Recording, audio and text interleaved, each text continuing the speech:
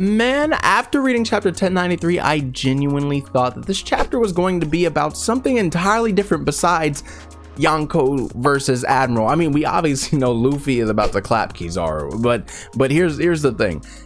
That's not what this video is about. And as you can see, I've said the Admirals are switching sides, and let me explain. So lately, in my opinion, Admirals have been acting less and less like Admirals and are beginning to act out against the Navy in their own way, and whether they know it or not.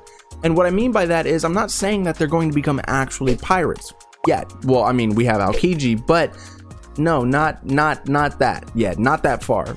But what I am saying is that their character development from the beginning of One Piece until now in Egghead might be foreshadowing the complete shutdown of the entire Navy. And so my question, right, is what might the One Piece world look like without the Navy or without the world government? And would it all break out into chaos? Would pirates get it together? Would Luffy have to go around and claim all these islands?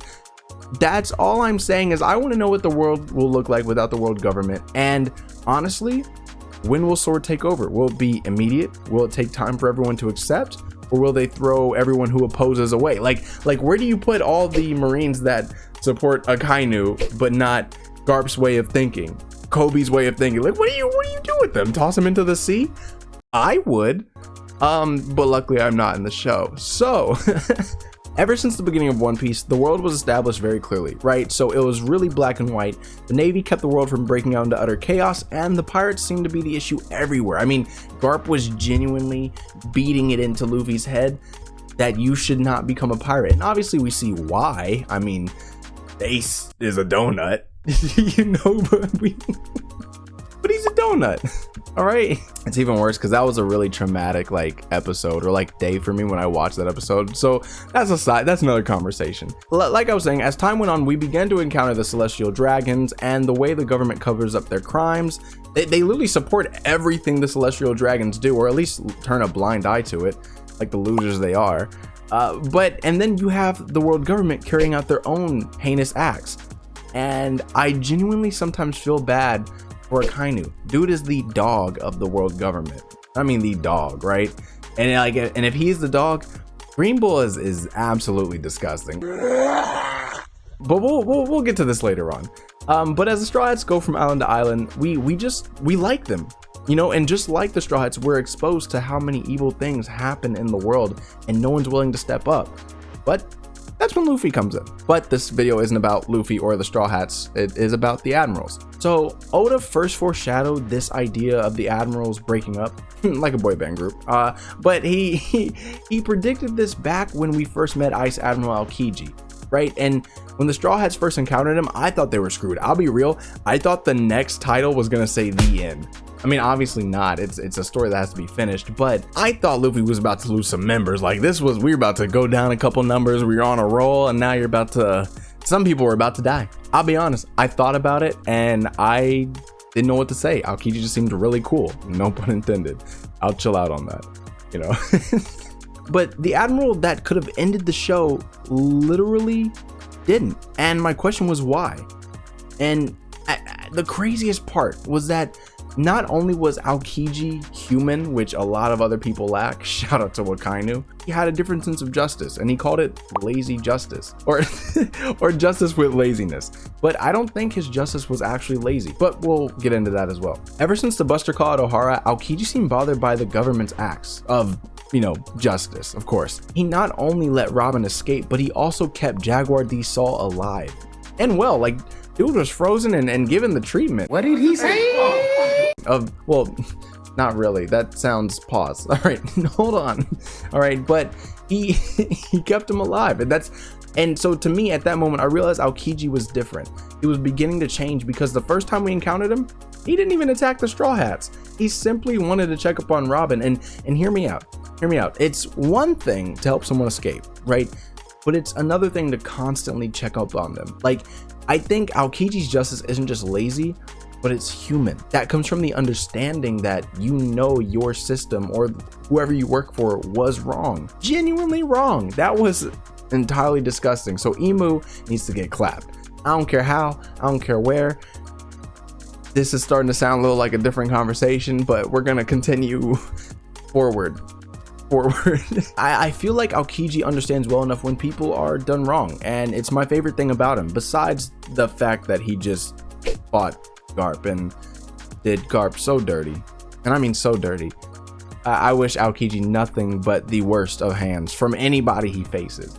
But he's still one of my favorites. And just like us, Aokiji can see when someone's been wronged, and if that's anyone, it's Robin. Like, genuinely, she's been through so much. She's gotten the short end of the stick since the beginning, and if it was up to me, she would get all the love and support she needed. You know? Well, I mean, you know, from her friends, Straw Hats. Anyways, like I was saying though, Aokiji's transformation has been evident since the beginning of the show, and now I think we're beginning to see it in other admirals as well. And don't even get me started on Fujitora, which is the first admiral I actually want to talk about. Fujitora should not even be a part of the admirals right now. Fujitora should be gone, like cut out. But since they've lost Aokiji, they need dude. They need him. You can't just let two admirals go. Like, the majority of the admirals are already psychopaths. All right, let's start there. Let's get into that. All right, but Fujitora didn't need to see how that was a joke.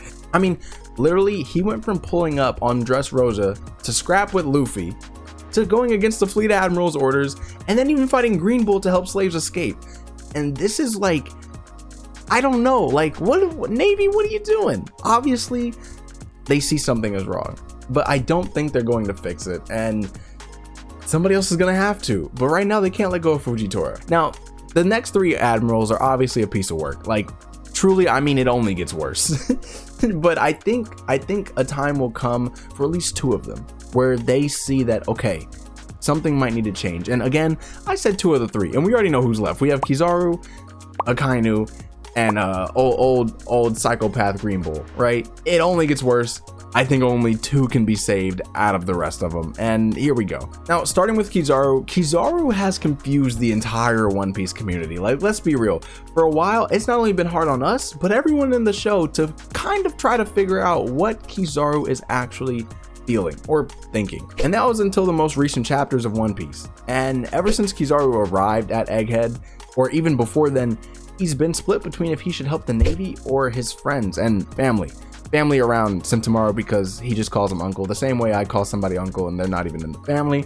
In the world of One Piece, I've noticed that the majority of characters we've encountered have the issue of either doing anything to help their friends and family, or doing absolutely nothing and helping to rid the world of them. You know, and in part, we don't have to mention Doflamingo or anybody like that, who is also crazy, and he gets it from not his parents, but just he a little crazy. We can say that. And you know, for Kizaru, he's somewhere in the middle. Honestly, I feel like at some point Kizaru might have this scale where he has to decide right on the spot, what do I do? Who do I save? What actions do I make? And that's why he's one of the people that I feel like he can change based on what he's encountering. Because the problem with Kizaru is that he doesn't know what to do with all his power. You know, like he's got a Logia, his status in the government, or his ability to take action on his own. They're all limited, even though they're limitless. And Akainu's just the dog of the government, all right? But Kizaru is the kid on the fence who doesn't know what to do with himself. And when Saint J. Garcia is questioning if Kizaru can enter the Frontier Dome at Egghead, Kizaru is clearly bothered by the fact that he has friends and family inside. You know, so I definitely get where he's coming from on that instant, but then he flips and he goes and says, no, I'd rather go by the books, because obviously Sentomaru could sink the Navy ships with the Sea Beasts and the Pacifistas, and that is an issue. Clearly, we all know that's an issue. What this tells me about Kizaru is that clearly Kizaru himself is conflicted, because in times when his heart is confused, the Navy is a thing that has control over his brain. Like, that's what he can turn to. You know, the rule book, do everything by the rules. But what about when the Navy is wrong? We haven't yet seen what Kizaru is thinking when the Navy is wrong, and that's what I'm curious about. Whew, I mean, man, we're moving on to the final two admirals, and only one can be saved, and we know who that is, and it's Akainu. It's genuinely Akainu, and I know it might sound crazy, but hear me out, please. I feel like he might be offed by the government himself, and obviously, in this entire video, I've thrown out a lot of theories, but I would really love to see Akainu live and die by what he believes, because that's what Akainu is right now. He's not just the dog of the government, he's one of the few characters that I see throughout anime that really stick to what they believe, even if it's wrong. They believe it's right so much in their heart that they stick to it. Kind of like Hero Killer Stain in My Hero Academia. But I definitely think it would be beautiful to end Akainu, you know, by the hands of Emu. Honestly, I wouldn't be mad about it, because Emu can apparently absorb things, and it's weird. It's definitely giving Boruto vibes with Momoshiki, and I don't like it. Definitely don't like it. Now, the only reason I can see him changing is because of two things, and they happen in chapter 1092. One is the celestial dragons were calling Akainu a failure, and were showing their distaste for him even after everything he's done. Like, these dudes are over here hungry. Boy, if you don't go grab a fishing pole, a long one at that, and just hope that you can reach something, or I don't know, Uber Eats something up to the to the top of Mary Jo, okay? Uber Eats something, all right? Have a drone fly it up. Get somebody to take care of it. But, you know, the celestial dragons are calling him a failure, and they're yelling at him. And the second thing, Akainu always has these lines in his eyes, right? Going back to these lines, and he's had them for a while, and I think he eventually might begin to see, if he hasn't already, that his form of justice just isn't working, like, at all. You know, and if he's smart, he would have already realized it a long time ago. But obviously, some characters are set in their ways. Those are my only things. Outside of that, dude's either gonna live and die by what he believes, or I don't know, it might be a split second decision, but by then he might already have a hole in his chest. Hopefully by Luffy again, but sometimes lead characters or the protagonists don't always get their get back. They don't always get it, and I need Luffy to get it, but I feel like he won't. But I don't know. So lastly, we have the last Admiral, who is not redeemable in any way, shape, or form. And I mean absolutely at all, and that's Green Bull. And if you don't know much about Green Bull, the dude's ideals are not justice at all. Like, not even close. The man himself believes in everything wrong with the One Piece world. Like, when I say wrong, I mean everything, like racism, discrimination, and the dehumanization of those who he deems less than the celestial dragons. Literally, the celestial dragons, pause, they are the dog water of the entire One Piece world. Seriously, the lowest of the low. And Green Bull is right there with them, genuinely. And he's worse than Akainu to me, because honestly, if only one of them could take the worst person of the year award, it would be Green Bull. Dude is sick in the head, absolutely sick. Oh, again, he's not savable at all. And obviously this might not be a popular opinion, but with the way One Piece is headed, I'd much rather see Luffy versus Green Bull over Luffy versus Akainu. And I know I want Luffy to get his get back, but Green Bull to me has to be defeated. He has to be. He is one of the few people left who represent everything that we've hated about the One Piece world. Everything that Luffy and his friends have been fighting about the entire time, he represents that. All the evil, all the darkness, all the sick ideals. Green Bull is defending that. Not only defending it, he's backing it. He's backing it. So I kind of want to see that fight. We can still see Kizaru, Akainu, but I'd rather see Green Bull. That's just me. But comment down below, let me know your thoughts. Let me know what you think Oda should do. Should Luffy fight Green Bull or Akainu, or both? I'm fine with both, because Luffy got to get his get back, all right? That's all I'm saying. But at the end of the day, what do you think might happen in the world, in the One Piece world, once the Navy is gone? Genuinely, I really want to know. Well, listen, we're about to jump into some crazy anime theories, characters, worlds, and so much more. So if you enjoyed it, don't forget to like and subscribe, and I'll catch you in the next video. This was my first video like this, and I really did enjoy it, and I hope you guys did too. And I'm gonna go look and make sure the mic is recording, because we just got to the end of it and I don't know if I pressed record. So there's that. I love you guys, thank you, and I'll catch you in the next video. Peace.